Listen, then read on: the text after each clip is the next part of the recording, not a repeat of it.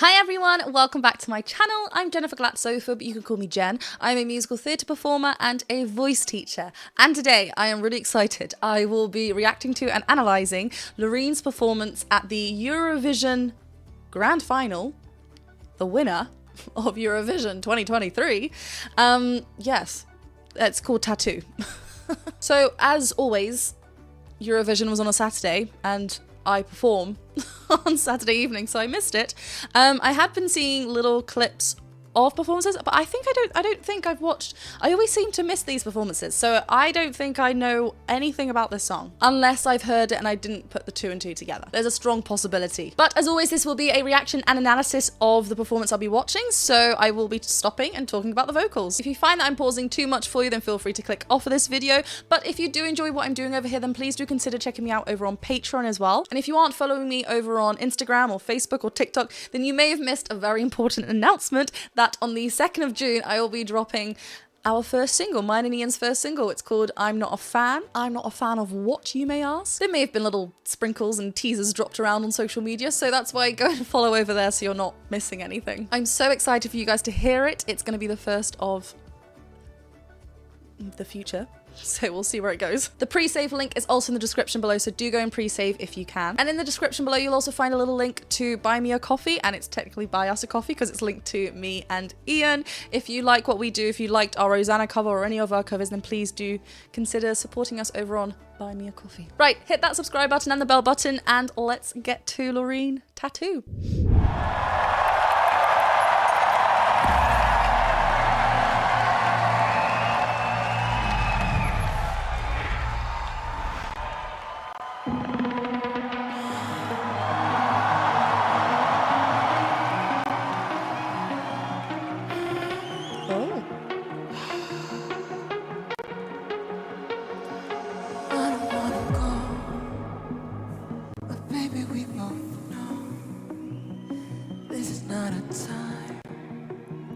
It's time to say goodbye until we meet again, 'cause this is not the end of, it will come a day when we will find our way.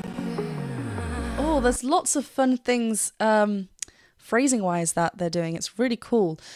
It's like there's pausing in between sentences and like in between words that you aren't expecting, so that's cool because it kind of leaves us feeling like something doesn't sit right, but it's really interesting.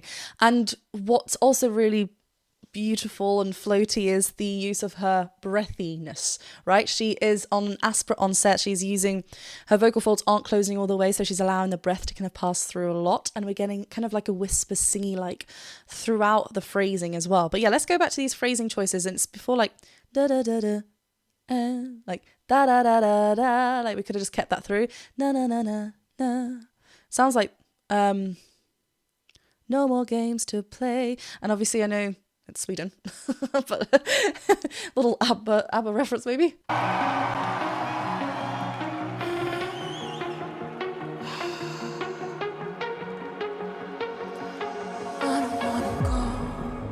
Like da da da da da. Maybe we both know this is not a time. It's time to say goodbye. So da da da da da. Time to say goodbye. She kind of takes a little deliberate pause there, and these nails, my goodness. It's time to say goodbye until we meet again, 'cause this is not the end of. And here, because she kind of falls off of the this is not the end of, I don't think we had that unless we did have it before, but this is not the, she kind of does take a little bit of a breath there before end. It's just really, like the phrasing of it is very unique. And this is what I mean, like it can change the emphasis of words, like what we're meant to focus on. It's very, like, obviously planned. 'Cause this is not the end of, it will come a day when we will find our way. Well, wait, that's like almost like a delay as well there. When we will find our way. Violence playing and the angels crying when the stars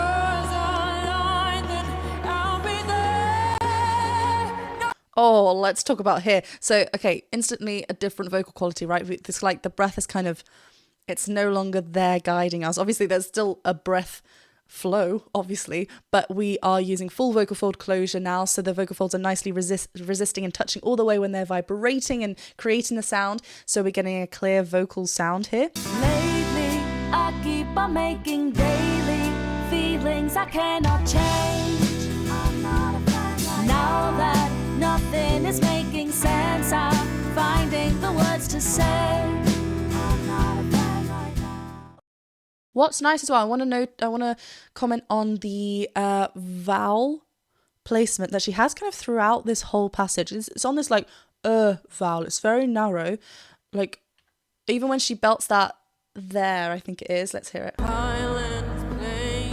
So va, fine, B, yeah. And here, there's a little bit of that twang brightening here. Violence, or it's like a nasal kind of quality happening here. And you can kind of like, she's opening her mouth, but it kind of stays in this small kind of placement. And I think it's just to keep this consistent placement for her that she clearly likes there because she's staying there. But anyway, violent, everything's kind of like dropping down. Violins. I keep saying violence, sorry. Violins. There you go.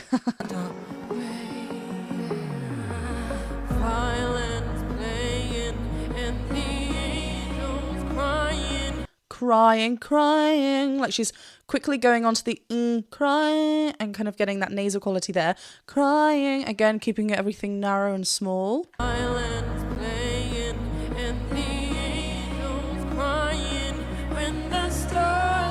Stars. This is the big one, right? Stars. When the star. F sharp here. Star. Again, she's keeping it down. Not when the stars, because that would brighten up the sound. And she's keeping everything kind of very narrow and playing with that shape rather than opening up.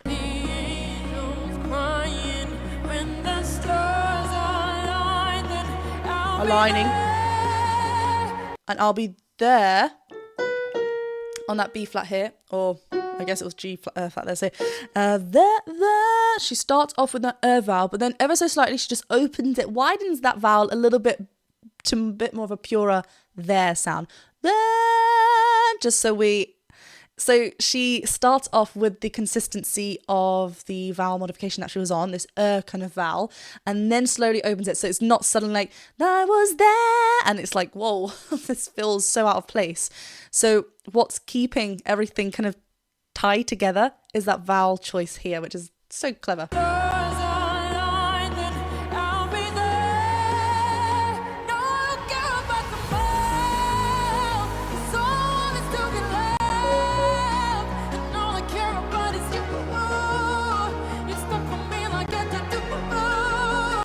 Oh, that's so... She starts this phrase up on a D flat here, Baba, which is in the first, right in over the first passage. And she's getting it so lovely. Again, let's just see the choice of vowel.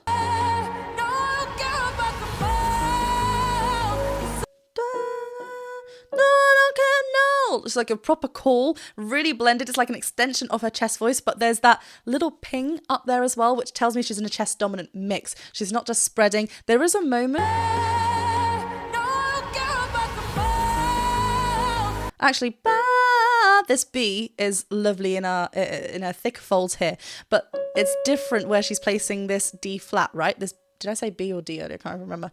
This B, da, where she lands on this note is fully in her thick folds. Da, da, da, da. When she's up there, she's calling that out. She's adding a lot of that whine, that kind of like moany kind of feel to it. It's still an extension of her chest voice because remember, it's a mix, so we need the chest voice and the head voice together, but we could play around with the balances. It can be more chest dominant, which it is.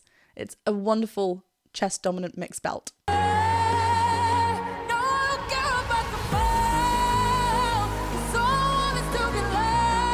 Yeah, she's really swapping between those.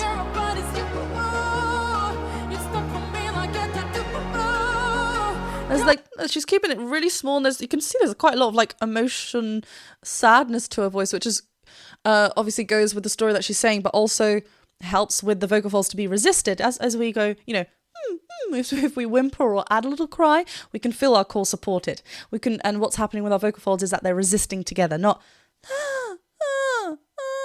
it's not just breath, right? They're really working together.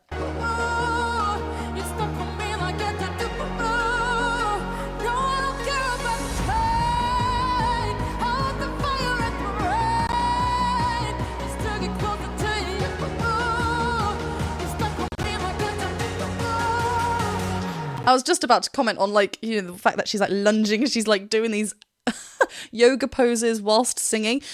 Yes, they could be like, well, you know, gosh, it's so, how can you do this and sing? You should be able to do things and sing, right? Otherwise we're holding too much tension. But also what's happening here, where she's lunging, it can be really a great support for her. She can like lean into that, and she can, you know, feel her muscles engage, which she needs when she's singing as well. We don't want to just leave it to our vocal folds, so it's great. And also notice, especially on this second phrase, she's opening much more on a wider, I think was it fire that she went down to?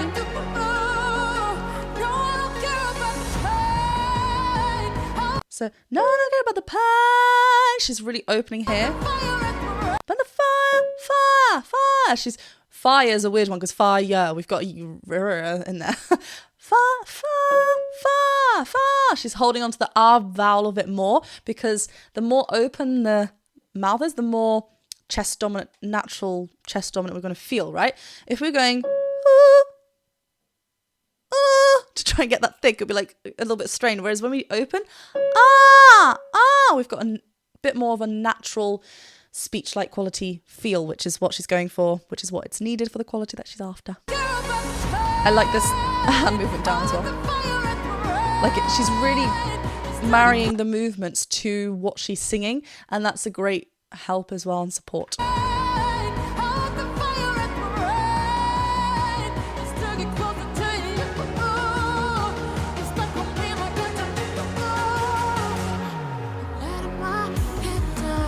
Oh.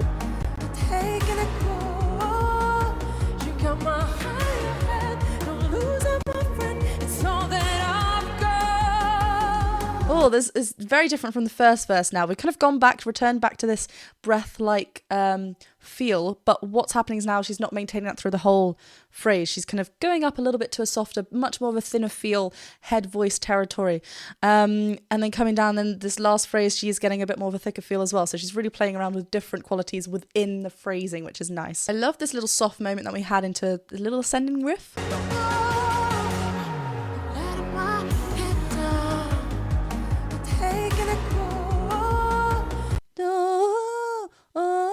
That little like quick little like decoration there, which is really nice. And she's actually quite clear there.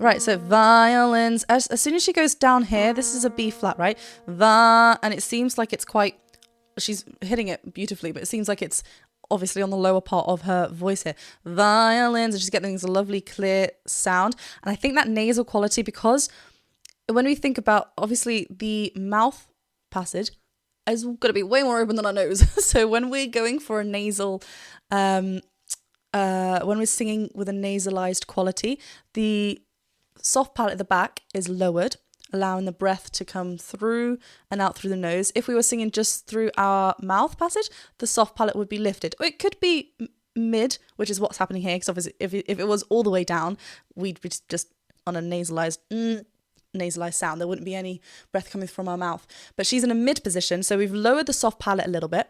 And you can find your soft palate by, I would advise, obviously, washing your hands, or you can use your tongue. If you just trail your tongue behind your teeth, on the roof is your hard palate, right? You can feel this hard ceiling. If you trail it back, you start feeling like a little bit, it gets a bit softer. That's the soft palate or the velum. And we can move that. And that's what controls our nasality. So here we've gone for a mid-nasal, mid-soft palate position.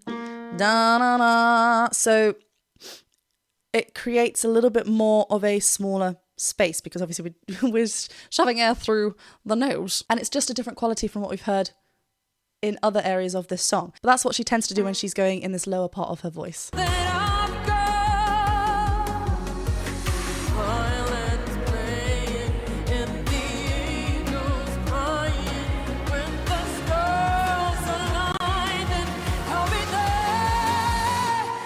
there's a difference in there, but it's really, she's keeping quite like dark with the stars vowel, especially. There seemed very much straight onto that thick fold belt. There, on that B flat there, like you can see the teeth kind of, you can see where that energy's going.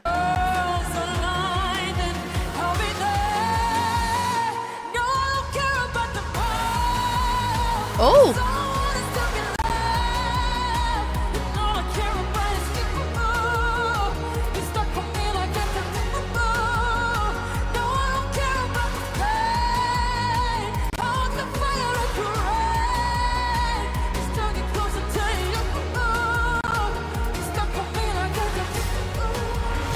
God, she's like commanding the stage, which we love as well, especially on a performance like this. Oops. But yeah, she's really navigating this. This is a tricky area of the voice because she.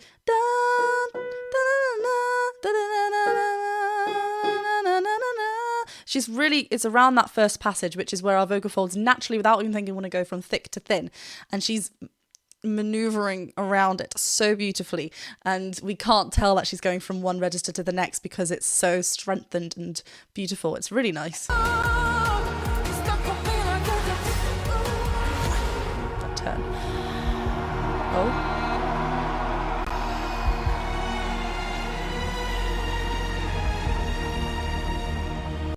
Like, there's a whole journey, this performance.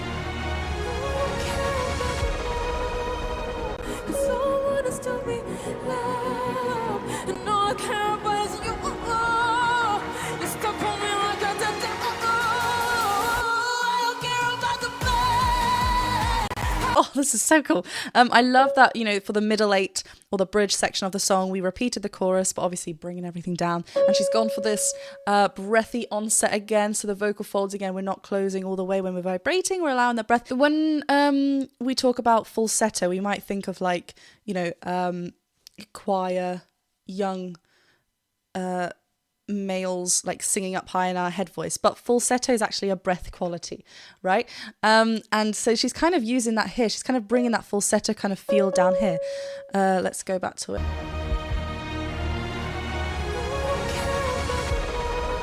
Like, no, I don't care about the love. It's quite hollow as well. So like she's just kind of really whimpering or just whispering around those, and it's really the word is not coming to my head, but it's just it's very vulnerable, and we're drawn in.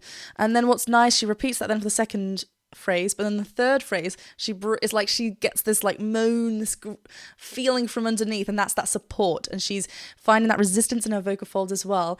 And let's look at her, because I haven't actually spoken about that before. I just want to look.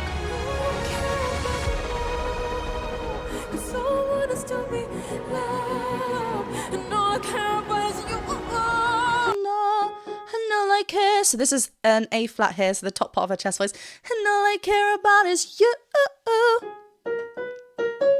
You. That you is literally on the first passage past. But she's going for a glottal onset here, right? You. And you can see ooh vowels are so tricky. So she's doing this so well. You. We could you like squinch. Always that squeeze or pinch. You.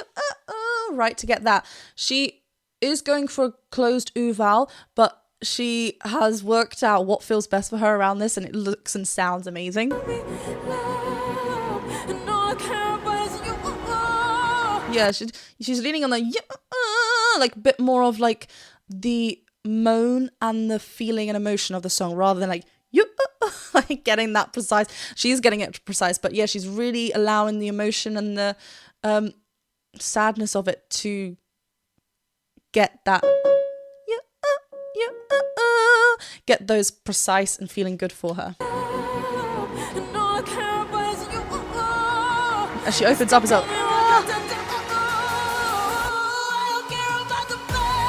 I love that.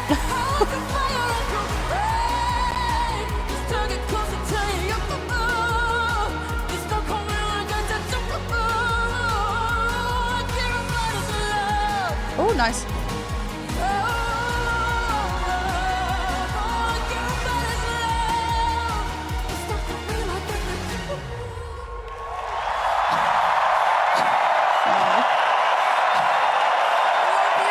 I mean, what an amazing feeling as well, just to represent your country. It's just like, huge. But she is like nailing these B4 belts as well, just really lovely. Like you can see it in her body as well. We want that commitment from our body because that's otherwise we're just leaving it to our vocal folds, and we want that commitment. I really, really enjoyed that. I loved the journey of it, and I just felt like it was very, you know, it's such a performance and a show, Eurovision, so it fit with what we wanted to see. She took us on a wild journey and I loved it. Congratulations to Sweden for winning Eurovision 2023. I hope those of you who watched it had a fabulous evening. And please don't forget to hit that subscribe button, the bell button and thumbs up button over here. Go over and check me out on Patreon, and do please save the link to I'm Not a Fan, which will be out on the 2nd of June. Thank you so much. Have a wonderful day and see you soon. Bye.